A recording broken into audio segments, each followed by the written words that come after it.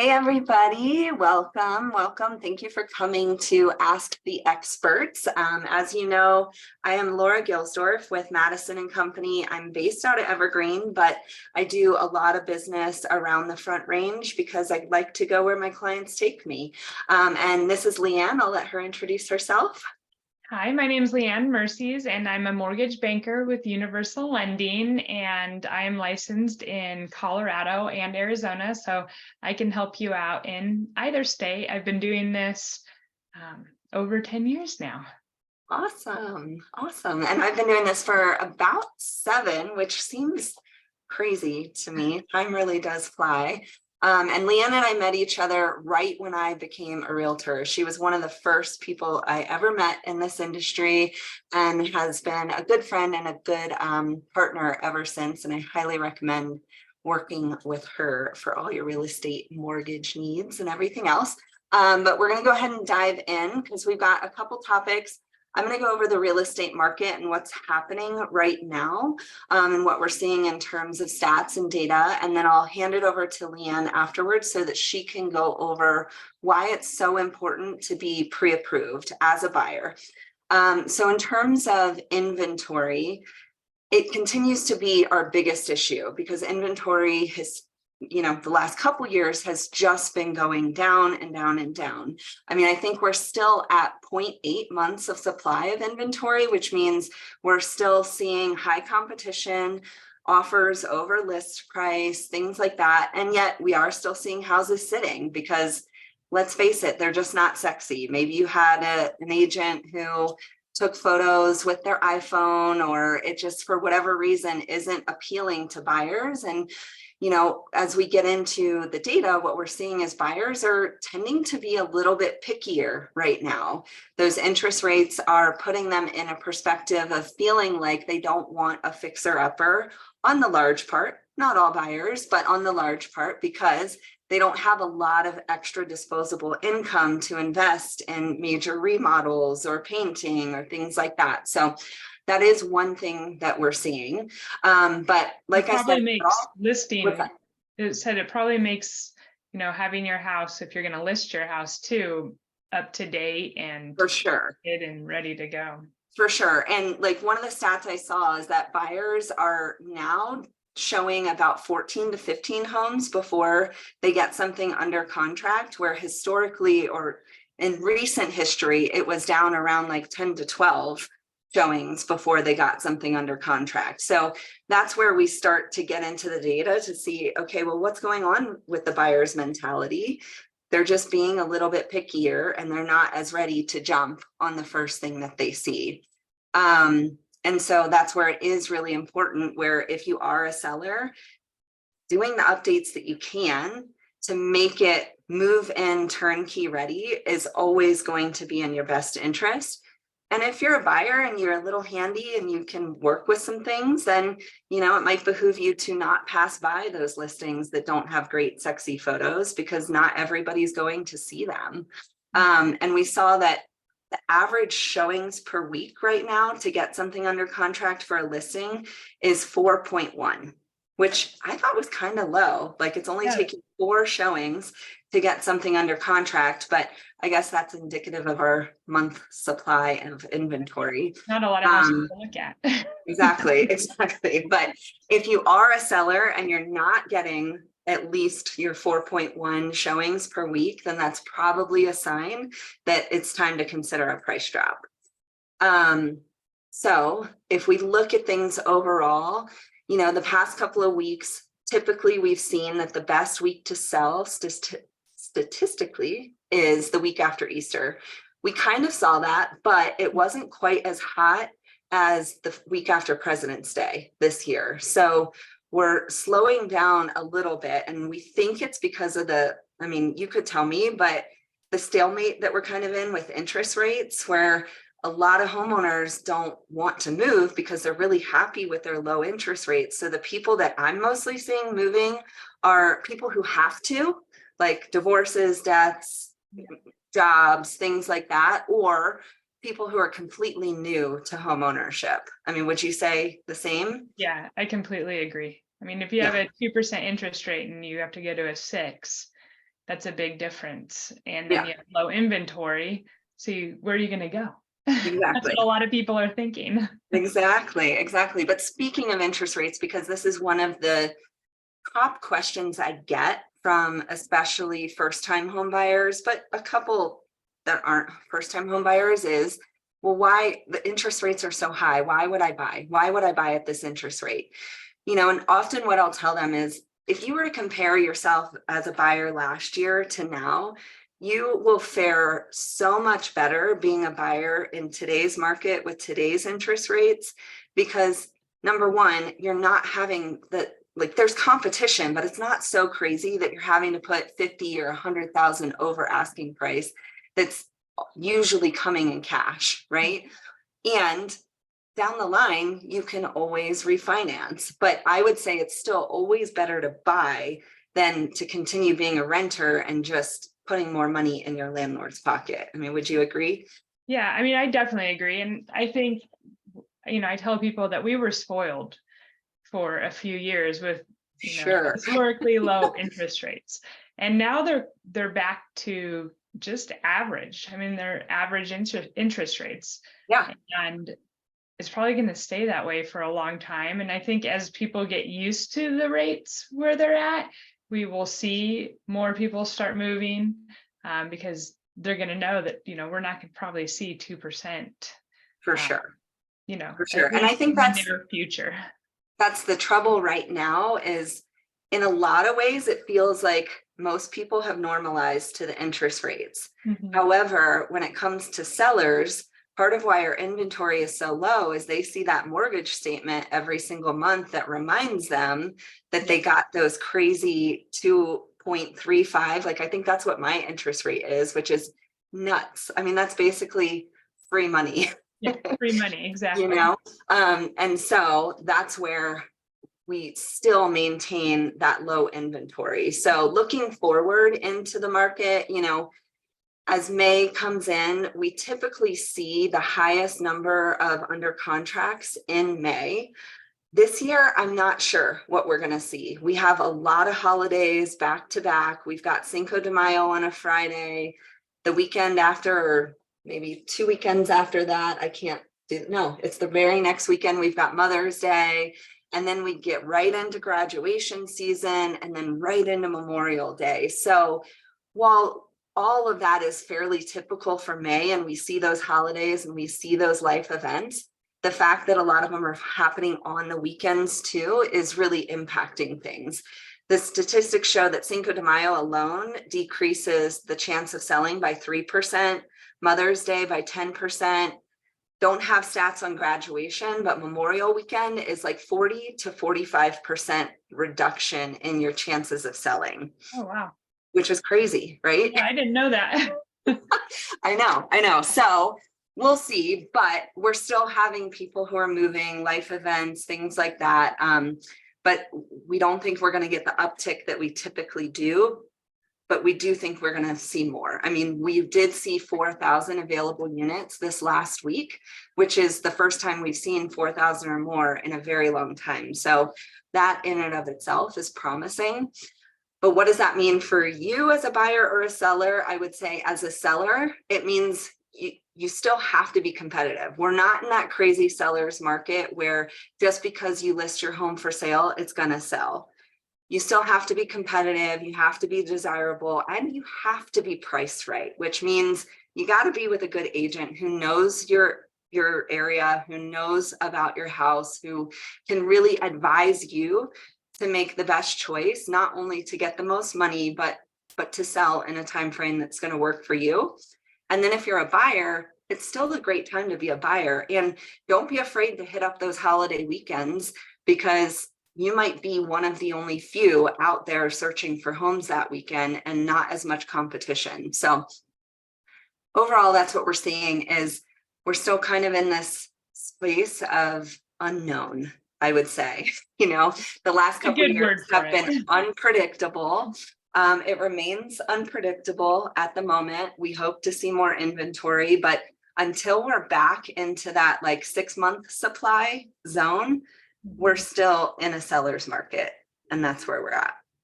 What do you have to say about that, LeAnne? Yeah, I mean, recently I've seen more applications come in.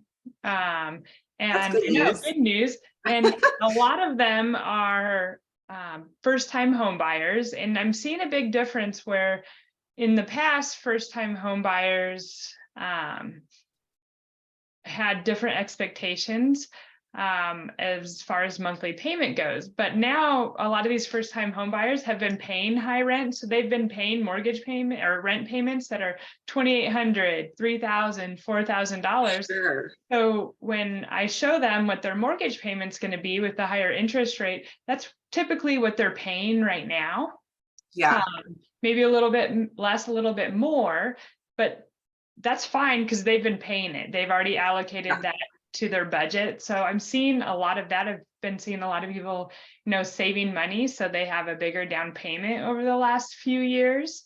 Awesome. So I'm just seeing a different type of buyer because the rental market has kind of dictated those higher prices, which in return allows people to feel comfortable with a little bit higher of a mortgage payment. Yeah, and probably something we could talk about on another call, but with all the talk about the property taxes and things going up, that's affecting the rental market as well, which is also pushing a lot of people into home ownership because just the way it all works. We can't get into the details now, but I think that's a really, really good point because rentals have gone nutso over the last couple of years. And so you think that it's crazy to buy a house, but it's not really when you compare side by side what you're paying in rent to what you would put toward a mortgage and thinking about what you get, because that rent price might be getting you a tiny little 1-bedroom or 2-bedroom where you could get a whole house or something better in a mortgage. But Exactly. And, that brings us to the point of, I had someone email me before this and just asking, what's the difference between a pre-qualification and a pre-approval? And it's pretty simple. The pre-qualification is where you fill out an application, and a lot of online lenders do this. You fill out the application, they run your credit, you put in your information, and they tell you how much you're approved for, but they don't actually look at any physical documentation. So they're not looking at your assets. They're not looking at your income. They're just looking at what you gave them.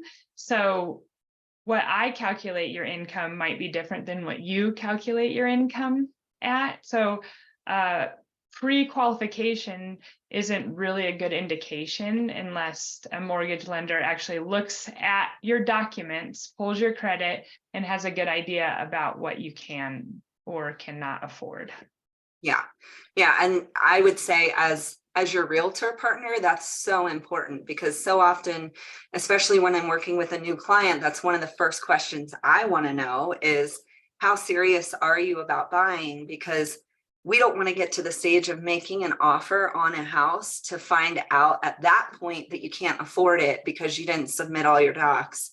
And really know what you can afford.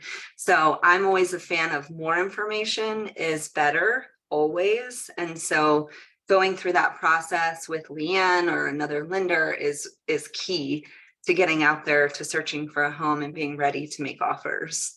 Yeah, it's funny.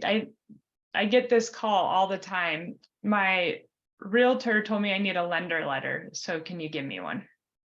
And I want to make an offer. Yeah, I want to make our offer on this house. Can you give me a lender letter? What do you need? And to me, that's scary. Because it's a strategy. We want to make sure that when we do the approval, it's not so you can get a lender letter. It's not so you can make an offer on a house. It's so you understand what the mortgage payment's going to be, how much you can afford. This is going to be a huge liability and a huge asset at the same time. And we really want to make sure that you are comfortable with purchasing that house. And there are different loan programs that we can look at, different down payment assistance programs that we can look at. So there's a whole bunch of different things that we look at. And it's not just, hey, I need a lender letter so I can put it on this house. Yeah. And what do you think, LeAnne? Do you think that that's happening more often these days because of things like Zillow and whatnot, where you can just plug in a few numbers and think that you're golden because Zillow told you so? Or what are you seeing in that regard? Yeah, I think it is not only just the online lenders, but a lot of the, online real estate. Yeah, too. for sure. So you think that if you just put your income of self-employed of, $50,000 and have them pull your credit, you're good, but you're really not looking at the full financial picture. Yeah, exactly. So note to self, if you're thinking about being a buyer, make sure you talk to LeAnne first. Yes. Please talk to me, and it's important for everyone that calls to understand that if it's something that if it's a goal a year or 2 or 6 months or next month to purchase, that's fine with me. We can work on that goal. So just because you're calling and you might just, graduated from college, but you want to purchase a home in the next 2 years, I can help develop a plan. So in 2 years, you're ready to purchase a home. So I'm not looking at, let's get you in immediately, close this loan and move on. I'm developing, a partnership, and I want to make sure people are comfortable. Definitely. And that's the thing about real estate. And for us as professionals in real estate, it really is relationship based. Mhm. It's not just to close a deal or to help you buy the one house.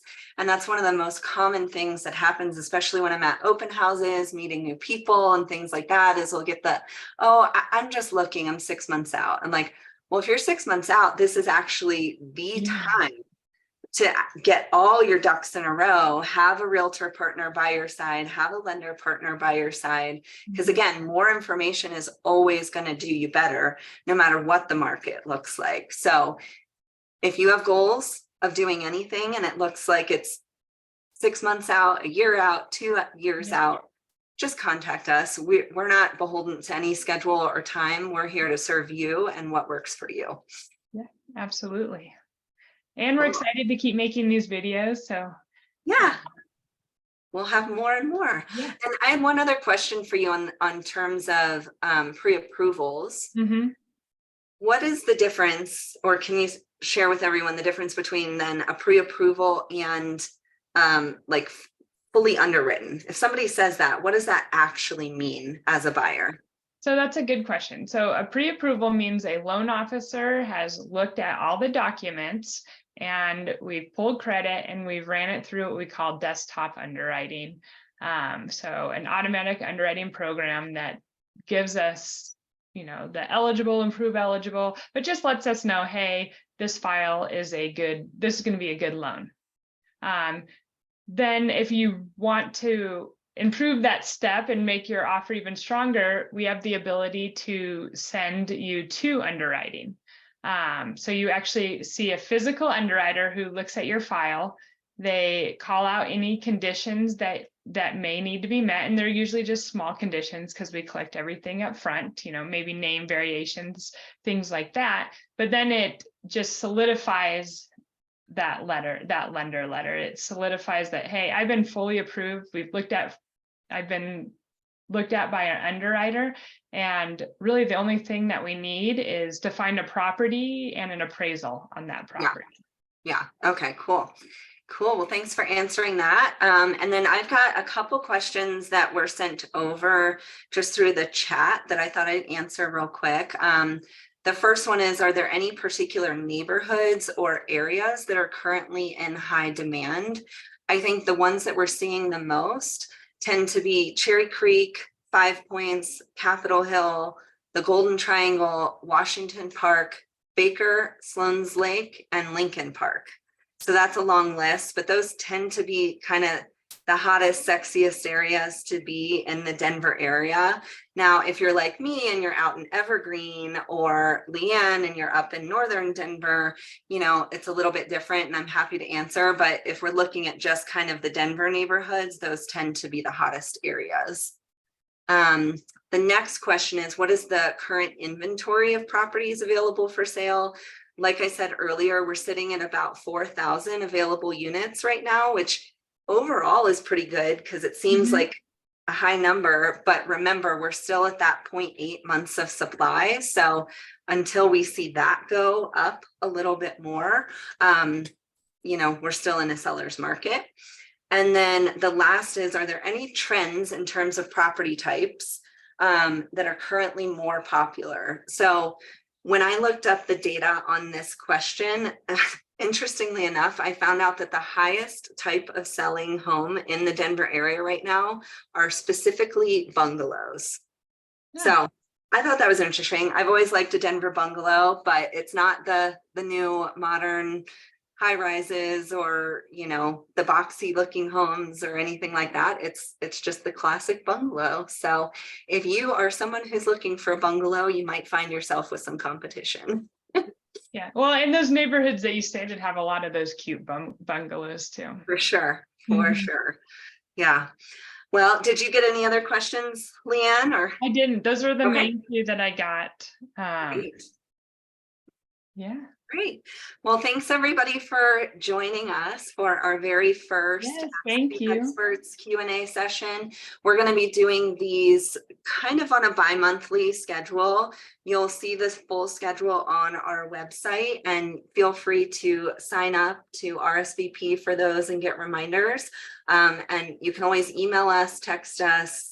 However, we are available for you to answer all of your questions and to support you in whatever you're up to make your real estate dreams come true.